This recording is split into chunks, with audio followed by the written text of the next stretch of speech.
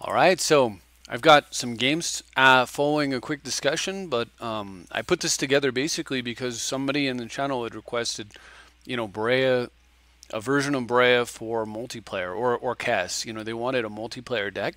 I think that Breya is definitely the best deck for that's it scenario.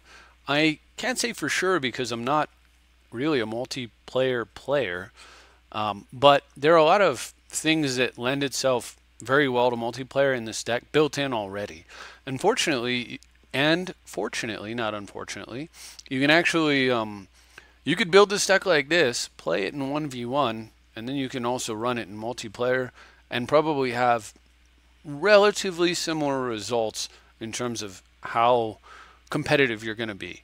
So I think that I will say, however, that if you have an environment filled with like very fast, brutal combo, then this deck does have to change, and you have to have fast, brutal defenses as well. So that means you'd have to run like Hymn to Torok, Duress, Inquisition, Thoughtseize, both red elemental blasts, possibly blue blast, depending on what you're facing. Like you do have to actually kind of metagame a little bit. So this is the, if I don't know what the metagame is, version of Breya that's both multiplayer and 1v1 compatible. So what's great about it in multiplayer? Well, there's a couple different things. First of all, the deck generates a ton of mana and it does it very fast. And when you're playing against three players, they're almost always going to, inevitably, at least in my experience, you become, and you're playing this deck, it becomes 3 versus 1 very quickly. If it doesn't start out that way, then in very short order, all three opponents gang up on you and try to take you out. So what you have to do about that is you need to have mana that's equal to or roughly comparable with all three players combined, and you need to have access to card drawing, roughly equal to all three players combined. So unless they get something really nuts going themselves, you can actually do that with this deck pretty quickly. And when I run through some games, you can kind of look at it from that perspective and see. The key culprit for getting the mana going is, of course, Soul Ring and Friends as your primary, like as your, I don't know, they prime the pump. And then these big mana cards, Lotus, Thran Dynamo, Worn Power Stone, Sword of Feast and Famine can do it to some extent. Coalition Relic helps a lot, as does Copy Artifact on quality artifacts that are out there. So there's a lot of ways to just generate a whole bunch of mana. And of course, Workshop, Ancient Tomb, things to get that whole engine spinning as fast as you can. And then as far as card drawing, well, it's not exactly card drawing, but Necropotence is your key. That's going to allow you to keep pace with, three different players at once. Meanwhile, the rest of the deck's design, you can also take advantage of Tax Rack in 1v1. And this deck does that pretty well with Deprive and Gush to force the combo to happen. But in group games, you can really take advantage of Tax Rack because it's extremely, while one player might or two might be able to hide behind and not trigger the tax, it's quite difficult for all three of them to avoid land tax occurring. And so if you can put Tax Rack together, you're actually drawing 4 cards per turn, which means that you're outdrawing the other 3 players. So that's another way that you can keep up with the table. And as far as like what are you trying to do, now you've got lots of mana and cards, but what are you trying to do against all these opponents? The main thing, I suppose I should throw in one other way you can keep up, which is Duretti Skull Clamp. So Duretti Skull Clamp is you draw 2 cards per turn, plus your draw phase is 3, so that'll break even with 3 players as well. So anyway, what are you trying to do? Well, if you can take one person out of the game with like a Mind Twist, or with Crucible Strip Mine, or something along those lines, then you now take one person out and it's 2v1, which is a lot easier to deal with than 3v1, right? So that's one of your kind of early goals if you can pull it off. Another way you can deal with multiple opponents is Shackles to buy time. But the main thing you're trying to do against the group in general is you're going to try to win with Winter Orb. And the way you do that is you want to Cyclonic Rift at the end of one of your opponent's turns and then orb the entire table down and just win the game on the spot. All three of them are stuck in the mud. You're not, and just like that, suddenly you have vastly more mana than all three of them combined, and cards suddenly don't matter. Even if you didn't manage to come up with drawing extra cards, unless they can get out from under the orb, cards don't matter a ton, and because they just sit in their hand doing nothing. So that's kind of the goal against the table. And of course, you do also have Vandal Blast. So if you have to do something along the lines like you rift up the board and then you throw down Orb, and then on their turn they play all their mana rocks, you can potentially then follow up with a Vandal Blast and just end it on the spot in that manner. So that's generally how you're going to win. You also can Tezzeret and attack for the entire board for lethal, or multiple players, sometimes taking out 2 players in a shot. And that could be a way that you can flip a game very, very quickly into your favor as well. So there's a lot of different ways that you can potentially end a game. And so you just want to keep those goals in mind when you're playing in group. So I'm going to run through the games now. In these first few games, I didn't have a couple of cards. I didn't have Gush, and I didn't have Deprive. I also was using Talismans or Signets rather instead of the Moxes. And I made the adjustments because I think that Deprive and Gush actually work very well with Mox Diamond, and Mox Diamond works very well with, well, everything with the deck. So in these first few games, you're going to see that, like for example here, I have a great tax hand playing against Thraxamunder. Getting Thought Seized, takes my Winter Orb. Gonna develop a little bit further. I actually could have thrown down the Grim there, but I was trying to. He didn't know I drew it, so I wanted to hide it. So I Grim into Thran here, and then Merchant Scroll into Teachings in case he has more discard. So anyway, I'm gonna back up for a sec. Now here I've got a tax board, right? And at that time I had 4 islands, so this would not be. This would be a Gush or Deprive. So I would be able to proc the land tax and force it to happen. Unfortunately, it's just not the case now. So I'm going to go ahead and play Strip Mine to try to get my opponent to play more lands. Also because I was thinking about, I could at the end of my opponent's turn strip, or I could at the end of my opponent's turn Mystical Teachings plus Grim. Also, I had the ability to Teachings for a Fact or Fiction. But so I was waiting to see what he did, because if he spent mana, I was probably just going to Teachings up a Fact or Fiction and then cast it immediately. But since he didn't do much, I'm going to go this route, and my opponent actually concedes to that, which was kind of interesting. I'm not quite sure that makes a ton of sense, but I'm good with it. So had he not, if he had done nothing too relevant next turn, then I was going to end of turn Teachings for Enlightened Tutor, and then Enlightened Tutor for a Crucible, and then start Crucible Strip Mine with Teachings in the graveyard that I could uncharge the Grim Monolith and then start utilizing. So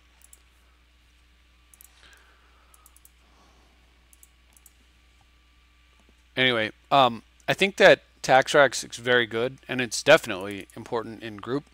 But I do think that you actually have to run support cards for it, i.e. ways to pick up your lands. And few are as good as Gush. I really do feel like the deck probably wants Daze, just because Daze is nuts, but I just can't quite figure out exactly how to put it in there. I just can't find the spot for it. So anyway, here I am playing against Liliana of the something. What is it? Liliana Heretical Healer. Alright. And I've got a great hand as long as my opponent didn't. It was a very risky keep against Mono Black because he could have taken the Tithe out of my hand. But if he didn't, and he didn't this time, then this hand becomes a winning hand. And so I played the odds. My opponent could have taken the card out of my hand. I also could have just top decked like a source of black, and then the hand was a winning hand. Either way was pretty good. So I went for it, and he didn't have the discard, so it paid out. So now I get to go ahead and Demonic Tutor. Let's go ahead and play here. And I'm going to go get Mana Crypt and cast Scroll Rack. So the cards that this deck tends to want to fetch early are Crypt, Soul Ring, and Necropotence. Those are your three major early fetch cards. Alright, so I'm holding off on using the Imperial Seal just yet. I want to actually Catacombs away cards that I don't want. So I'm going to go ahead and do that. So I actually put the Underground Sea back in the deck so I could Catacombs for it. And then I'm going to Imperial Seal. And like I said, the cards you get, Soul Ring, Mana Crypt, and Necro primarily. So of course I went and got Necro. My opponent uses this. Each player draws and discards, and I thought, oh wow, I'm screwed because he's going to make me discard Necro. And then he plays Gonti, Lord of Luxury. So the card I got, he actually protected from Gonti. I don't understand that at all. Had he got this Necropotence, like, I could have just lost this game right here to Gonti, but he completely hooked me up there. So instead, I get to dump my whole hand and draw a new one. Crazy. Total madness here. I can't remember, I don't know what message he sent me, but I think it was something like good game. Yeah, he scooped it up right there. So, oops. That's not a good combo there. All right, so here I was playing against Thumper, 25. And my opponent's running, what is my opponent running? He is playing, well, I had to mulligan. Oh, Marin. Clan Tooth, something or other. So anyway, this card of course has the potential to make my Mind Twist a bit worse. Because I could Mind Twist a bunch of cards into his graveyard, and then he could just start picking them up over time. So I thought, okay, well, I got to play a little careful here. My opponent wastes first turn Spore Frog. I'm not as worried. I can understand why Spore Frog's in that deck, but not that great. All right, so there's a Treasure Cruise on, excuse me, on top. And I'm fairly certain I'm going to shuffle it away here. But as much as I like Treasure Cruising, it's a bit early for that. And I've got other things to do. So I got the Duretti down. My opponent runs a Birthing Pod directly into Duretti. Not sure what the thought process was there, but I accept. All right, so I'm going to go ahead and play Breya and take that out. I want to Mind Twist, but I want to get I want to get like the whole hand, you know, so. Opponent's now got 4 cards in hand. I draw the Treasure Cruise again. It's kind of weird. But, alright. I'm trying to see if he'll sack his Frog or anything silly like that. He has a Maze of Ith to untap Breya, but I get a couple points of damage in. Figure that all this damage isn't going to matter this game. I'm going to go ahead and twist away his hand. So now he can play his commander and pick one of the guys up if he draws a land, but then I can kill his commander. Instead he draws Sylvan Library. Oh my gosh. So I thought the damage wasn't going to matter this game, but it most definitely will matter with the Sylvan Library in play. I have no complaints at all about Sylvan Library in this format, however. This is a Necropotence high-powered format. Sylvan Library belongs in it, unlike the Wizards of the Coast 1v1 garbage format. Alright, so my opponent does get some extra cards and plays Marin. I immediately kill Marin. This was one of the reasons why I wanted to get the Gilded Lotus on the table, was because it would assist me with development, but also I wanted to leave mana untapped so that I could take Marin out right away. So I'm going to go ahead and cruise and leave the Mind Twist because of Yawgmoth's Will. And go ahead and have him tap his Maze of Ith again. That Maze of Ith is tapping the gain 4 life over and over. Unfortunately, it's not helping him play his commander here, so not unless he gets an Urborg or something. He gets to traverse the Ulvenwald, and he goes and fetches a Tabernacle at Pendrell Vale. Bit of an odd choice. Fairly odd, honestly. I guess his life is pretty low, so I guess he's just trying to do something about that. But yeah, I'm going to play Dak Faden, plus him up, throw away Winter Orb and Toxic Deluge, get a Soul Ring down, get a Sensei's Divining Top down, use it. Finding a Clamp. Oh, I just put Duretti Clamp together. Alright, so with that in mind, let's go ahead and draw some cards. He's got a Tabernacle coming, so killing off my guys right now is great. So here I had Signet. I would have much preferred to have a Mox right there, as you can see. Would have been quite a bit stronger. But, c'est la vie. Alright, and I've got to throw away an extra card. Alright, so my opponent's going to Sylvan again. So now his Tabernacle, it's really not doing much. And I anticipate winning next turn.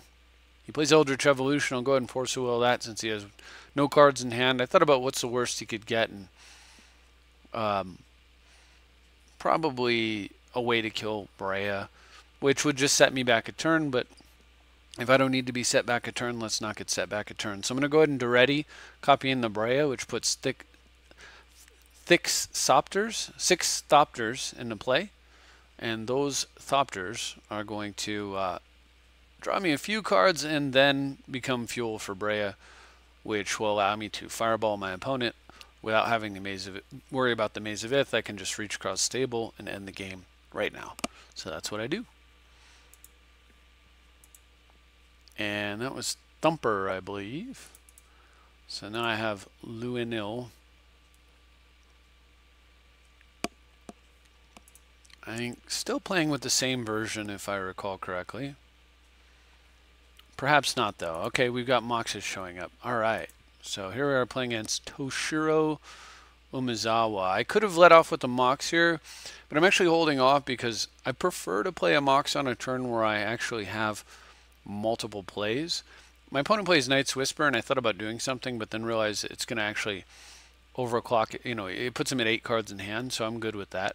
All right, so now I have Mana Crypt and a land and an Expedition map, which means I have 2 lands this turn. Because I got the Crypt off the Impulse. And since I have 2 lands this turn, I'm cool with playing the Mox now. So I go ahead and fetch. And it's a little bit odd. It's sort of like long-term thinking here, but I'm going to go ahead and play Workshop and the Mox Diamond, waste up one of my opponent's lands, and the plan is to, you know, remand my way into the mana that I need to play my commander, at which point Sword of Feast and Famine should do really good things. And I have Toxic Deluge in case my opponent tries to do any funny business. So I'm going to go ahead and fetch into turn, get a tapped land. Oh, I top decked a Misty Rainforest. And here, you know, I get to slam my commander down, right? And then I get to immediately equip Sword of Feast and Famine. And it's a pretty tough spot for my opponent to be in, but if he were to clear the board with his own Deluge or what have you, then I get to play my commander using Mishra's Workshop and equip Sword of Feast and Famine. And that's one of the reasons, the other reasons why I went and got the Workshop there. Was just thinking a little bit long term. I'm not sure that that was exactly correct. Could have been better to try to just get the commander faster on the board, which means go get colored mana, command tower most likely. But, you know, as you saw, worked out fine. All right, so yeah, this is the current version for sure. So anyway, I get to lead off with a first turn Talisman. I've got a Gush coming up as well as a Remand to protect myself. Opponent has a Wayfarer's Bauble. He's playing Daxos of something, or Daxos the Return, just not a great. Unfortunately, I didn't have like a ton of opposition tonight. You know, extremely challenging opposition or anything. You just don't always get that. But then again, that said, you know, never play like your opponent is not good, because that's when they'll surprise you and wipe you out. All right, so I'm obviously going to go ahead and I've got Necropotent. So despite the fact that I might like to set up for a Gush, I don't need to Gush when I can just play Necro. And as a matter of fact, Gush is like kind of irrelevant at this point, because with Necro I just want to keep hitting land drops. So I'm going to the plan is to scroll rack away the Gush. So the fact that I didn't go get a island kind of makes it, like I said, it doesn't matter. Now my opponent tellingly missed a land drop, so that wasteland becomes very important right now. So we're gonna scroll rack away some of these cards I don't want. Hopefully I'll find a shuffle effect. Well, I didn't, but wow, this hand's gonna be brutal. So I'll waste my opponent. Go ahead and cast the Shackles, because there's very little I expect that my opponent can do here. And Necro into the cards that I actually scroll racked, with the game plan being next turn I get to look at. So scroll rack Necro is also a combo, but Necro itself is generally a win, so it doesn't matter. But it is nice to know that every card you Necro in your hand counts as 2 with scroll rack. So it gets a little bit insane. So I was planning ultimately to probably dig my way past all the trash once I got to that point. But my opponent did not bother waiting for that to happen. I went ahead and scooped. And now I have a series of games against RacerBen24. This is a gentleman who I believe is a fan of the channel. But regardless, he wanted to play and he wanted to keep testing. And I know how that feels. And I would love it if somebody... I love it when somebody lets me test against their deck. So I'm definitely letting him test against mine here. So I thought about going with the first turn ponder play, but I actually don't want a red-blue here. What I want is, I mean, I do, but I can actually force with that ponder, or gush, I suppose. So what I really want here is I want to hit my land drops, and the easiest way to do that, at least for a few turns, because there's only 4 mountains in the deck, so this is only going to buy me, this is basically a land tax for 3 dual lands, but still pretty good stuff. Now I can play the Wooded Foothills from the graveyard, and I could ponder here if I want to. And since I have the gush, and I don't mind forcing with it, I think I will ponder. So I ponder, and a deprive makes its way to the top along with a soul ring. I put the deprive on there because I'd prefer to force a will with possibly even the deprive. It depends on like what. I haven't faced this opponent yet, so I don't really know what to expect. So I kind of want to be ready for anything. And if my opponent has like some kind of a discard plan, then I'll probably force a will with deprive and use the gush to recover. If he doesn't have that, then I'll force with the gush and use the deprive to defend myself. Fortunately, he didn't really have much going on, so there's a soul ring I put on top. So we're going to play the soul ring and skull clamp and pass. And now I'm sitting on a deprive that I can cast because I can go get a steam vents. Opponent does nothing, so at the end of his turn, I think what I should do here is hard cast gush, but I think I overlooked it. Yeah, I overlooked it. I get steam vents. I should have got Badlands there, but I guess I just didn't want to take damage. Fortunately, my deck decides to just reward me. I think I had it firmly in my mind that the game plan was to force a will with the gush, so I wasn't even thinking about hard casting it. Anyway, opponent pass my Breya. It's wonderful. It happens multiple times in multiple games going forward, and it's awesome every time because it's just, I love rampant growth that makes my opponent discard a card. All right, I get to start clamping, and so I clamp first and find, and I think we're gonna bug out here because I actually hard cast that Worn Power Stone and then passed. Yeah, well, my opponent at this point just scoops. So I had, you know, Crypt, Ring, Stone in place. I had 6, 7, 8, 9, 10, 11 mana, almost a full grip, a hand that was about to get refilled, and I haven't even played Doretti yet to combo with the clamp. So anyway, so he scoops it up and tries again. I don't know if he tries with his same deck. He actually alternated decks to try different things, see what would work and what wouldn't. I think he said something about having a very clunky hand and or mana problems that game. So my first hand here in game 2, I had to mulligan away a Soul Ring because there was literally 0 lands in that hand. And I'm bold, but generally I'm not that bold. So all right, at the end of my opponent's turn, I'm probably going to get a tapped Watery Grave here, I imagine. Or I'll get an Underground and cast Vampiric. I'm not sure what the game plan is. I think, yeah, Vampiric probably makes more sense, to be honest. All right, so I'm vamping. So what am I Vampiric tutoring for is the question. Well, it's one of the cards I mentioned in the beginning. So I was thinking about going Soul Ring DT, but I decided what I can do is I can possibly Mana Drain and then DT off the Mana Drain. I mean, Soul Ring off the Mana Drain, and then Demonic Tutor. I was hoping, actually, to go for a... I wanted to get a Necro, but I actually naturally drew it. So here I decide, here's where Gush comes into play. Like I said, it acts as a fake land drop when you need it.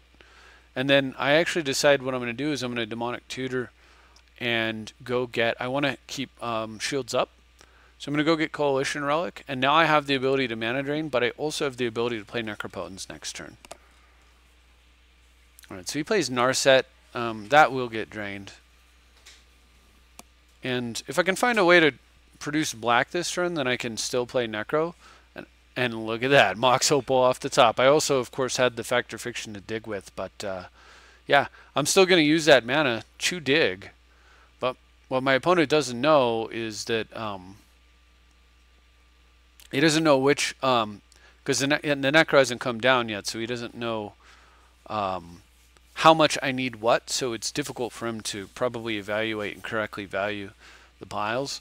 I thought that he didn't quite do it right. I think he probably, but then again, I don't know what he's trying to get down with the Rift, and so maybe that was a reason for him to do it the way he did it. Anyway, so he plays Jace. I go ahead and split his cards up, and there's a card that I actually need to add to this deck that I have completely forgotten about, and this game just reminded me, which is that I think I should play that card that comes into play tapped and allows you to scry. It's a command tower, basically, that allows you to scry when you cast a creature that matches your commander's type.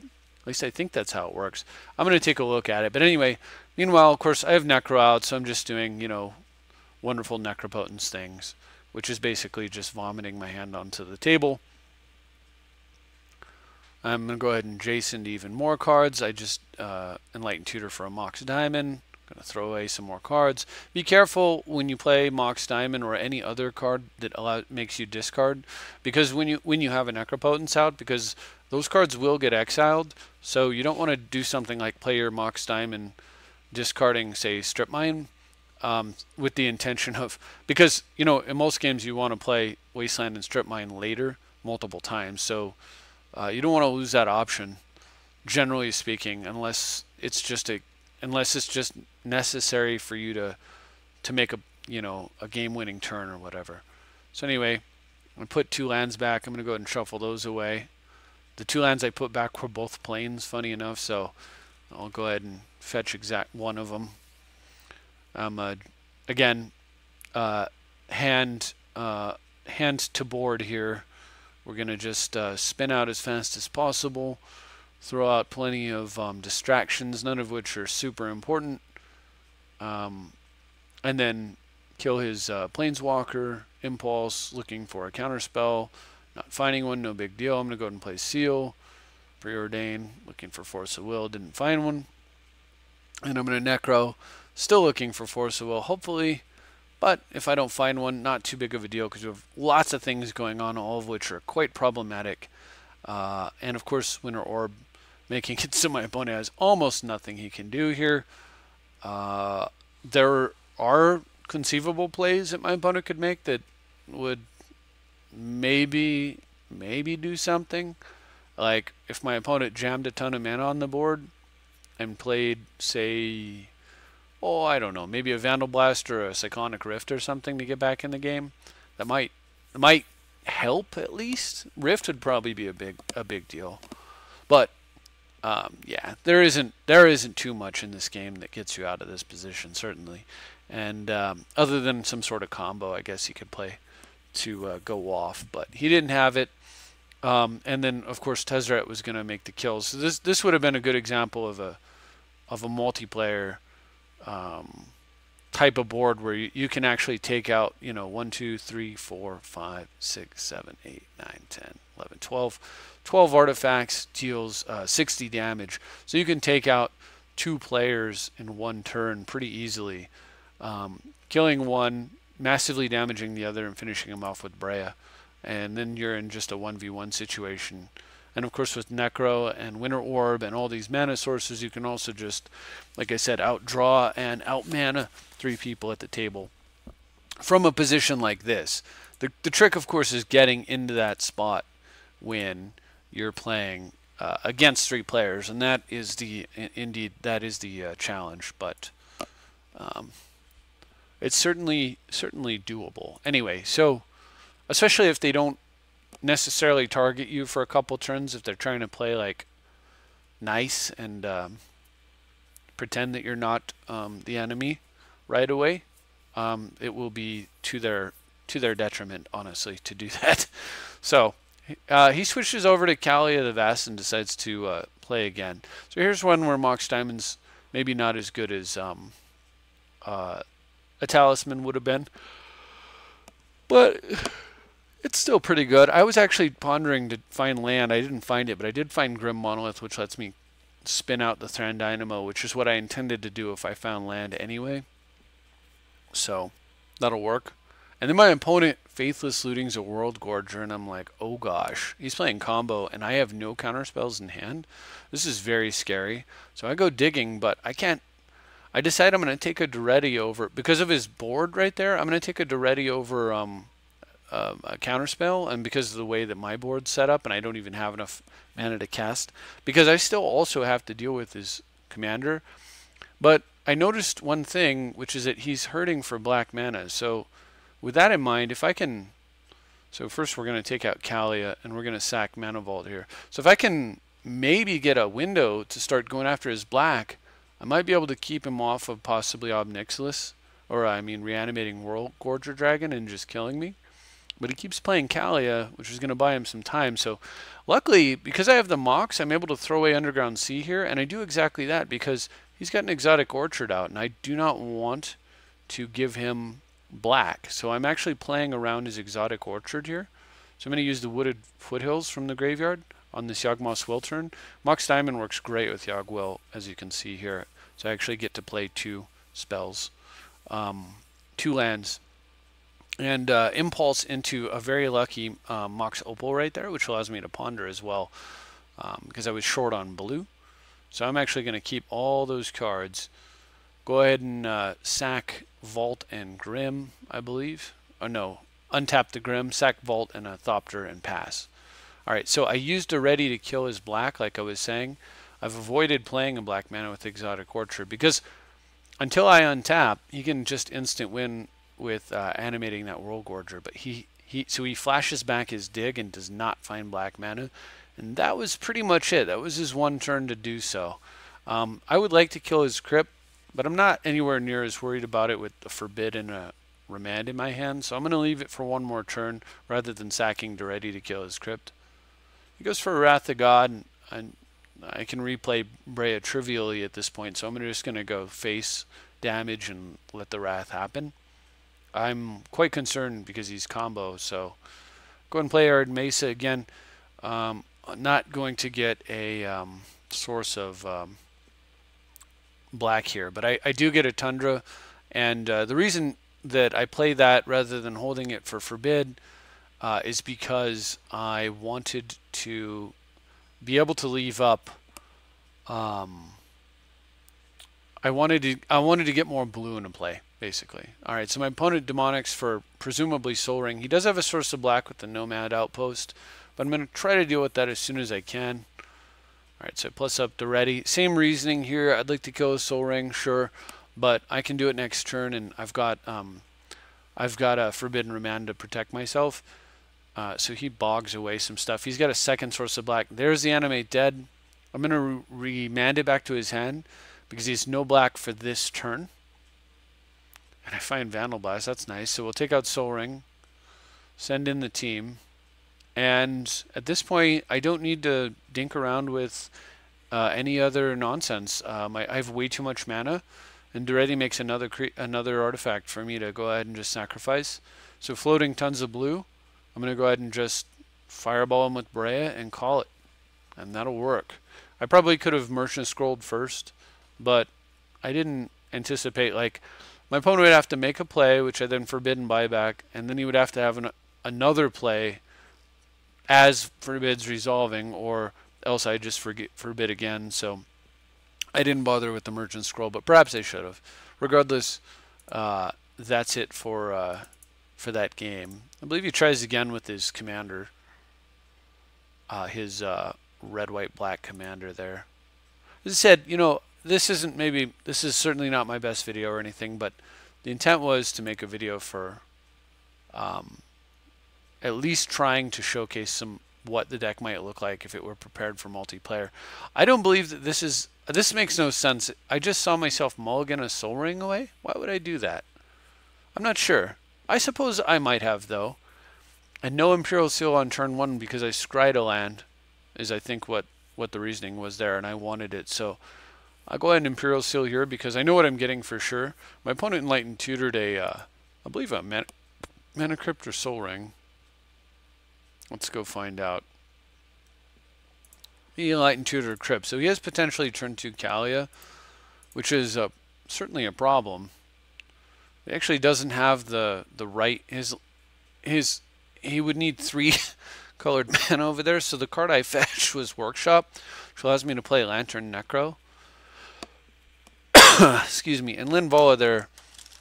It's I suppose, you know, it's alright against Breya, but it's really not doing anything in this game other than preventing me from drawing 3 cards with every hit down the road, maybe, if we get to that part of the game.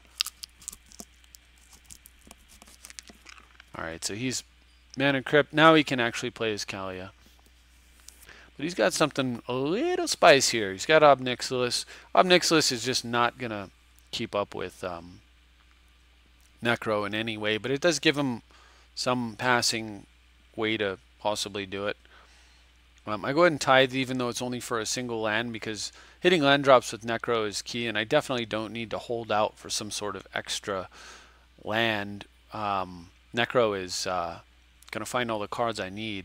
So instead, I'm just going to, because he played Ob Nixilis and not his commander, I don't have to waste a Demonic Tutor trying to address a commander that's not there. So I'm able to instead focus on development, so that's what I do. So now I've got, what is that, 2, 4, 8, 9, 10, 11, 12. I've got 12 mana plus a Workshop, which is either a 13th mana off of the Lantern or a 15th mana if I use it for artifacts. Alright, so he draws another card with Ob Nixilis, reads the bones. Not exactly keeping up with Necro, but, you know, you do what you gotta do. He's got a Vampiric Tutor. Of course, it's not going to show me what he fetched. I'm not sure why I brought that up. Okay. So now I've got to at least address Linvala there, because we've got it's a bit too much damage coming in. And I'm fairly certain that this is not what my hand was. I am almost 100% sure we are bugged. In fact, I know that's not what my hand was. We're most definitely bugged here. I mean, I would have played, if this were my hand, right? I would have played Volcanic Island. So I had 3 islands in play. I would have cast Tezzeret, and then I would have snagged a Vedalken Shackles and took his Linvala, and then just chilled out on the Cryptic Command and Cryptic whatever he tutored for. But what my hand actually was a counterspell of some sort, and Mind Twist.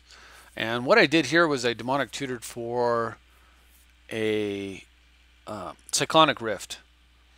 And I actually let my opponent hit me next turn. He played even more stuff, good stuff on the table. I let it all happen. And then we're going to bug out. And then I did the Cyclonic Rift Mind Twist trick. And I was at 3 life at that point. But I stayed at 3 life for the rest of it. It knocked him down to just 4 lands and no cards in hand.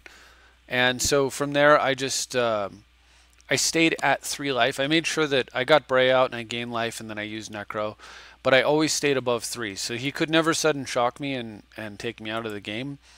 I don't know if he plays sudden shock, but since it's the only card I could think of that could actually beat me, because I had a counter spell for anything else, I figured might as well play around, you know, the potential game loss there. And of course, a Rift into Mind Twist is a very clean way. Okay, that's the game we just saw, so let's do the last one. It's a very clean way to win a game. And then this was the last game that he decided to play against me. I think he's getting a bit burned out on the Breya prison effects, which is totally understandable. So I mulligan. He's playing his Atraxa deck again. Mulligan into this madness. So I'm going to go ahead and lead off with Soul Ring. And he has no way to deal with it. So now I get to go turn 2 Coalition Relic, pass, because I could play Stoneforge here, but I'd rather set on counter for Sylvan and charge up potentially, or cast Enlightened Tutor, depending. So I decide charge up's where it's at, and I'm going to go ahead and cast Stoneforge now. Getting and I'm anticipating Breya coming down because it's very easy to play Breya when you have a Coalition Relic out. And with that in mind, I'm going to go ahead and get a Skull Clamp. And then I'm going to Imperial Seal so that I can make it much easier to play Breya next turn. And chill out with this here Counterspell. He has no play again. I'm going to go ahead and risk whatever he might do and charge up the Relic. And I find Duretti. Remember, I've got Skull Clamp, so if you've got that, you can put the combo together. You don't need Necropotence. Because that combo right there is the card value equivalent of Ancestral Recall every turn for one colorless. You instead of spending a blue and discarding a card to draw 3 others, you spend a colorless and lose no cards to draw 2 others. And so you come out with, again, the equivalent of Ancestral over and over. Since he did nothing super relevant, I go ahead and Stoneforge Sword of Feast and Famine into play. And then I'm going to Winter Orb my opponent and smash his face. Taking a card out of his hand, untapping and sitting on a counterspell, and deciding that I probably don't need to sit on a counterspell. I can clamp here, and if I draw a land, then I'm still counter ready. I do not. Now I realize, of course, this Kiora is going to prevent my guy from continuing to deal damage to my opponent, but it still allowed me to hit him that one time and reset my mana under the orb. And I can deal with Kiora with my commander at some point. So I'm not super concerned with that. What I really want to do here is just continue to develop, and I'm going to pass. Now I'm not going to tap out, the Gilded Lotus to clamp, and I'm not going to tap the Watery Grave to clamp because it won't untap next turn. So instead, I'm just going to relax. I've got plenty of card draw. I'll draw it when I need to, and my opponent played an artifact, so it turned out to be good that I didn't clamp there. My opponent also used Kiora to draw for some strange reason, so I'm definitely going to go face and take what, undo the card draw effectively, but generate a ton of mana in the process, allowing me to cast Breya and immediately kill Kiora. I think that was a big mistake. Alright, so still sitting on Counterspell Forbid. I could Factor Fiction, but honestly with Clamp and Duretti running, I don't need to, so I'm just going to charge up the Relic. I'd rather have extra mana this turn. Now I'll cast the Factor Fiction. And then I think in a sign that my opponent's given up, he gave me all 5 cards. So I get to send in, untap all of my lands, which is why I was spending my mana like crazy under a Winter Orb, into Brainstorm, dump tons of stuff into play, Demonic Tutor, and shuffle away the cards that I brainstormed. And he's got 4 cards in hand. Let's fix that for him. So go ahead and Mind Twist those away. Pretty gnarly when you can play, well, I don't know how many cards that was. I don't know what the storm count is right now, but considering that I just played, what did I play? Factor Fiction, Brainstorm, Demonic Tutor, and a Mind Twist for 4, plus a Lantern, I think. So what was that? 4, 7, 8, 9, 10, 11, 12, 13. I just spent 14 mana under a Winter Orb. And I only tapped 2 lands to do it. That's pretty good. And still have counterspell, multiple counterspells. I'll only need 1, of course. I could clamp right here and draw 2 cards and still sit on my counterspell, which is probably what I would have done. Just tap the Coalition Relic clamp. Hopefully not having the counter, but if I do, I've got Sword to untap. So yeah, this game's over. He scoops. And we move on. And I've got a new opponent here, so I don't know what they're playing. Oh, Rift. Riftwing? Rith the Awakener, that's what it used to be called. Rith the Awakener, if you don't know, was actually a finisher in one of the best decks of all time for its era, which was the Fires of Yavimaya deck. But Rith the Awakener now, not so much. Anyway, I got a pretty nuts start. My opponent has no disruption at all. He doesn't have black and he doesn't have blue, so this should be a fairly easy game to win. I make a huge huge error here. So I play Breya. My opponent has a response path. Now the only way that my opponent can kill my Skull Clamp is if he's got Wheel of Fortune type of effect. Otherwise, it's totally safe in my hand, and there's no reason to play it right now. So I do, against a deck that has to have things on the board to kill them. Huge screw up right there. So now I just lost. How many cards would I have drawn off of that clamp if I hadn't have done that? Anyway, I play my commander and just continue to bash my opponent's face. And I suppose the bright side is that my opponent just burned a Shattering Pulse, which you can now not use for Breya. Even more bright than that is the fact that he's just getting his face ripped off. But I also drew Necropotence naturally there. Oh no, excuse me. I demonic tutor naturally, and then was able to go ahead and fetch Necro with it. I played Seal of Cleansing last turn, making it maybe look like I actually tutored for Seal. Maybe not. Either way, my opponent has no way to clear this board apparently. So just in case there's something funky he's trying to do, like a fog effect, I'm gonna go ahead and dig for a counterspell, and I do find one. I could possibly cast Breya and then just sack my guys and also just fireball my opponent off, but there we go. Straightforward kill. Just kind of a weird game. But that clamp turn, that was a pretty foolish thing right there. You got to figure out, like, if they're playing black or blue, you want to try to get your cards on the table whenever you can. But if they're playing like red, white, green, you want to deploy them, you know, with a little bit of caution. Because all they've got is removal, right? So anyway, opponent's playing Rashimi, which is like sushimi, but like not as tasty. Anyway, so I'm going to go ahead and Mystical Tutor end of turn. My hand's really clunky here. Now, if this is a little bit of a gamble because he could have like a Spell, Snare, or Pierce. But if he doesn't, then there's a big payout here. And if he does, then I have Felwar Stone as a kind of backup play. Luckily, he does not, so I'm able to run out Crypt into Felwar. So Mystical Tutor for Demonic Tutor for Crypt was a little painful, but it worked out. And I top deck a land, which was really spicy because I actually get to play Thran Dynamo here. And even though he hit on Oracle with a land, I can still Vindicate an island and set him back a turn from playing his commander. But also, it's really difficult for my opponent to counter next turn because he doesn't have 2 blue. And he may try to do something like, say, Cultivator or something along those lines. And of course, the game plan here is just stall and then twist away his entire hand. So 3, 4, 5, 6, 7, 8, 9. So we could easily clear his whole hand off and win the game next turn. But fortunately, my opponent mentioned something about basically, I had a quick talk with him to understand why he conceded. And what he said was, because, you know, he ramped up a land with Oracle, and then I took it out with this. So he has the same land he would have had if he had never played Oracle to begin with. But, of course, I got a color. But the main thing was the mana disparity. He's got 2, and I've outmaned him by, you know, 3, 4, 5, 6, 7, 8, 9.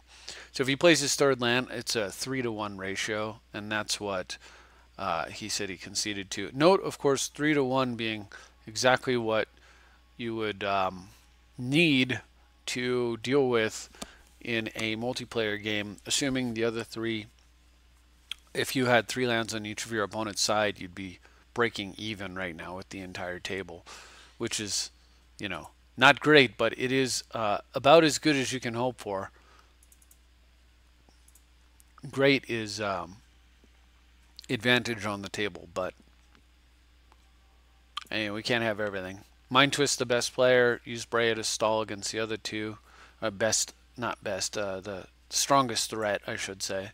Whoever's the best draw / whatever. Anyway, alright, so last game I got a Liliana game. I got a first turn Talisman. This is much stronger here than it would have been if it were a Signet, for example. Now, I don't get to do anything here, but I get to sit on a counterspell, and if my opponent doesn't have a play, I can safely Enlighten Tutor. Now, I do want to Enlighten Tutor for Necropotence. I guess there is one other card I do tend to get a decent amount here. I could have also gotten land tax now that I think about it, but I decided to get Crucible. This isn't the greatest. Honestly, I've already fetched one of my mountains with the wooded foothills. There's only 3 left. But I was figuring what I would like to do is, so Liliana happened. What I'd like to do is Yogwill the Enlightened Tutor into Necro, and the wooded foothills will allow me to get black. So that was kind of like the why of, this. That was what was going through my head basically. So there's a Felwar. So if that's the plan, and it really was, I should have just cast the will and then cast the tutor. Like right here, I should have already had Necro on top of my deck. I kind of messed up there. I didn't do it. So I play Vidalkin Shackles, play my commander and pass. I'm not quite sure what my opponent's doing exactly, but if he flips Liliana and makes me discard, then I figured I would be able to will that card back into play. And since I do have Sword of Feast and Famine, alright, so he's got this weird card where I have to pay 3 life every turn not to discard or sack a non-land permanent. Anyway, since I have Sword of Feast and Famine, I figured I could get a little bit more aggressive since he's mono black and everything. So as much as I want to get that Necro out, but I'm still kind of waiting. And my opponent, because he has this card that's making me lose a lot of life every turn, I decide maybe I don't want to go on Necro. So I'm going to try to just play with what I've got here and figure it out later. So I go and attempt to take his Carrion Feeder. He waited too long to flip his Liliana. He sacks it in response to flip. I sack 2 guys to take out Liliana. And he plays an Indulgent Tormentor and a Botu the Glorified. So it's a 4/6 god that can't attack, and a 5/3 who dies to Breya. So I go ahead and take that out, and I natural into Yogwill. So I go ahead and take that out with artifacts. I kill, and I'm going to, with the intent of smashing him, untapping my stuff, and then replaying my artifacts. And I actually could have also Enlightened Tutored here. But if I went for the Enlightened Tutor plan here, then I would be holding off on the Necropotence plan, and that doesn't really seem great to me. So I'm going to go for the Necro plan. And that's what I do, but we're going to bug out. Wow, how disappointing. It always seems to happen. Remember, I can't sack Wooded Foothills, but I'm leaving it in play because, well, somebody might play an Urborg. Or I could get a Lantern. So, yeah, so I played Coalition Relic there and a Necro, and I drew 5 cards. My opponent had no play.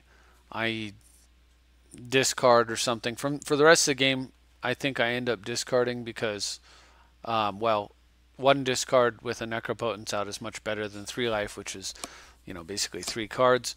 And I think you can figure here, my opponent had nothing going on. He has 1 card in hand, which I'm going to take with the sword. And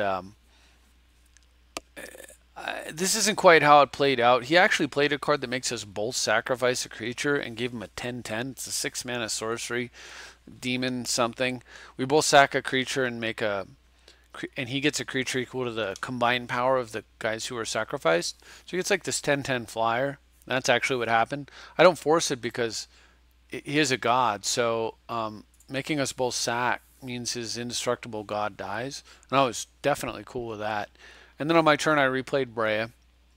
So I have flyers to block his demon, indefinitely. And then from there, Necrobones just takes over. He never gets, nothing he does matters. I chump block once, and then I start hitting with sword again, move the sword over, and Necropotence just, provides me with an endless fuel of permanents and cards and things. And it does exactly what it's been doing all night, as you've been watching. And it wins games. Just the power of the skull. So anyway, like I said, I didn't have, I wasn't facing, tier 1 stuff, but it was nice. It was fun. I got to play against some different folks. I got to play against, I think, a fan who wanted to challenge himself, which is definitely awesome. And overall, I thought it was a good night. Plus, I was able to make this video and show you what I think is probably the deck, or at least a version that you could run in a multiplayer setting. Again, decide for yourself whether or not you need a card like maybe the Abyss or some other things along those lines. But in general, I'd say this is pretty good. One card that's extremely strong in 1v1 and especially in multiplayer is Humility. It's one of the strongest cards that you can play. You can actually shut an entire table down sometimes with Humility. It's kind of the Humility is to creatures what Winter Orb is to lands. So with that in mind, it's quite possible that in a multiplayer setting, instead of playing Breya, which you play as a Loro, and then you replace there's only 3 red cards here. So you take these 3 cards out and you run, as you also have to you probably take out Skull Clamp because you don't have the ready thing going anymore. So there's some adjustments that need to happen, but you can run you can run more card drawing on black side that takes life. So you can run like Phyrexian Arena, you can run Dark Confidant, you can run Dark Tutelage, all because with the Loro it's less important. You run the 4-drop artifact that gives you life for every spell that was played prior. Like, your first spell for the turn is 1 life, second is 2, and so forth. And allows you to pay 50 life to deal 50 damage, I think it is. So that would go in Alaro, or 40 life for 40 damage or whatever. So that would go in Alaro, and then you can run Well of Lost Dreams, which is another way that you can outdraw or at least keep pace with three opponents. And because it's a Laro and your commander works from the command zone and you don't care, you place like Stoneforge Mystic, for example, take out Sword of Feast and Famine. You run Humility, and so in group, I think that's also a very viable group deck. It might be better. In that version, you run Humility, you can run Moat, you can run Abyss, you can run all 3 nasties for the creatures that are out there, and you don't care because you never intend to actually play a creature at all. You're just going to win with Planeswalkers. So Alaro may be better for group. I'm not sure, but Bray is still pretty good. So all right. Anyway, that's all I have. I hope you enjoyed the games. I'll try to come up with something more competitive if I can find the opponents to kick my butt or make me work for it. But meanwhile, I do enjoy playing against folks that like the channel, and in general, I just like taking Breya and putting it through its paces every so often. I will say this before I close out: there is one problem with this format, and I think it's a huge problem. And that problem is Flash. The card Flash is way, way, way ridiculous, super ridiculous. So if you wanted to, if you're really serious about group games and you want to play as cutthroat as possible, I think that what you should do is you should play a Flash deck, a Flash combo deck, because of the fact that Flash will allow you to kill the entire table with 2 cards, potentially before anybody actually takes a turn. Then I think that's kind of where you want to be for ultimately for group. Like, I don't like that style of play. I don't enjoy that style of play very much, so I'm not running it here. But if I were into that sort of thing, I think that's where I would be. Just the possibility to play, a Mana Rock, a land, cast Flash, put Protein Hulk in play, and win the game on the spot is ridiculous. And it doesn't even have to be Protein Hulk necessarily. There's so many other things that you can do that are just totally crazy with Flash. You can flash, if you're running white, you can flash out an Academy Rector, for example. So like if you're running, say, Atraxa or Sliver Queen, depending on what kind of color combination you want or whatever, you could, flash out a Rector and then go get Necropotence right away and get to work that way. There's just so many different things that you can do. And if it is 1v1, which I think Flash is even more gross and like ridiculous in 1v1, then, and when I say 1v1, I mean like, 1v1 with the multiplayer list. Then you, but if you're playing 1v1 like I tend to do with Breya, you get to do like really heinous stuff, like flashing a Terastodon into play is insane. Flashing a uh oh, the guy with persist into play is totally nuts. The one that destroys a non-creature permanent. So there's this gigantic, play where you just go like, oh, you played your second land, flash. He comes down, kills a land, dies, persists back out, kills the land, and you have a 5/5. Your opponent has no permanence in play. Like it's just completely absurd. Flash honestly has no business being legal whatsoever in a format like this, where basically once you make Flash legal, what you're saying is that all of your opponents have to play anti-Flash decks, or you have to have a gentleman's agreement not to play Flash, or just hope you don't see it. Like even this version of Breya is absolutely nothing. As good as it is, it's nothing compared to how good a flash deck could actually be. And also, playing against a flash deck with this is not fun at all, because this deck plays on the understanding that your opponent is not going to be able to spend 2 mana and just kill you. There's plenty of, this is tap out control, right? Where you give plenty of opportunities for your opponent to make plays. You just suppress their mana and cards so that the plays they make are of minimal value, so that they're kind of just struggling in your web that you're spinning around them, and their struggles get weaker and weaker until you win. Well, when you have a card that's just 2 mana win the game, that doesn't work.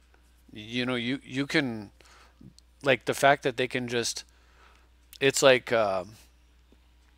it's like how does mana suppression work when your opponent can just win the game? Like, unless you can lock them down to 1 mana only, even a Winter Orb plan, like you get them completely tapped out, you play Winter Orb, you're tapped out, you pass, normally that's a win. They just untap a land, play a land, cast Flash, and kill you. Like, it's just, it's too ridiculous. So, yeah, I just wanted to bring up Flash because I think that if like you want the hardest of hardcore decks, then I think you probably just need to go ahead and play a Flash deck. With or without white. If you play without white, then Tasigur is your commander and you run Reanimator. And that way you can run all the big guys, plus you can natural order into them, plus you can reanimate and cheat them out, plus you can flash them into play. And that gives you maximum absurdity. And I think that's probably the best deck in all of EDH, simply because of one card, simply because of Flash, a card that needs to be banned again. So, anyway, that's actually the reason why I haven't been playing that much, because I did run into a Flash deck, and it was so unbelievably stupid and eye-rollingly tedious to just, like, I had multiple games where I just, oh, turn 3 they killed me, turn 2 Demonic Tutor, turn 3 Flash. I try to counter it, they counter back, or they would go Duress Flash or whatever, and I just die. Like, it happened, like, we played probably 4 or 5 games, and I died on turn 2, turn 3, and I think one time I actually made it to turn 4. Whoopee! Because in green, black, blue, there are so many tutors, it is an absolute joke. You can Limb Duel's Vault, it doesn't matter how much life you pay, because you're going to instantly win the game, so who cares? You can Tainted Pact. Potentially, you have to be a little cautious with Tainted Pact, but then you've got all the blue and black, the other blue and black tutors as well. But on top of that, you have green tutors, so you can go get the Protein Hulk in your hand, no problem. You can Summoner's Pact it into your hand. You can protect it with the blue pact. Like, there's so many things you can do that are just totally stupid and impossible to really stop between the black discard and the blue counters. And then add to that fact that you've got Sylvan Library and Dark Confidant and all the other nonsense as well. Like, you still have Necropotence and you still have all that gross stuff. Yeah, it was just it put a bad taste in my mouth, and I stopped playing for a little while. But due to the request of a multiplayer deck, and I assumed the person making the request was not looking for a Flash deck to just completely, turn it just turns all games into a binary yes no check. Can anyone stop this card? If no, I win the game. Oh, by the way, it's only 2 mana and it's an instant. Can you stop this card? Anybody? No? Good? Okay, instantly win. Unless you want to play that, play the Flash deck, but if you don't, I think Breya is pretty good. That's all I've got. Thanks very much. Got a little wordy at the end, but I had to throw that in because it's something that I meant to talk about, but just never got around to. Hopefully, some of you all have some influence perhaps on the format, and either will influence whomever needs to be influenced to get rid of Flash again because it shouldn't be around, or maybe you'll disagree with me and say, "Hey, it's great. I like having it around," and that's a fair argument too. It's all a matter of opinion. Until next time, though, thanks for watching, and I will see you next time.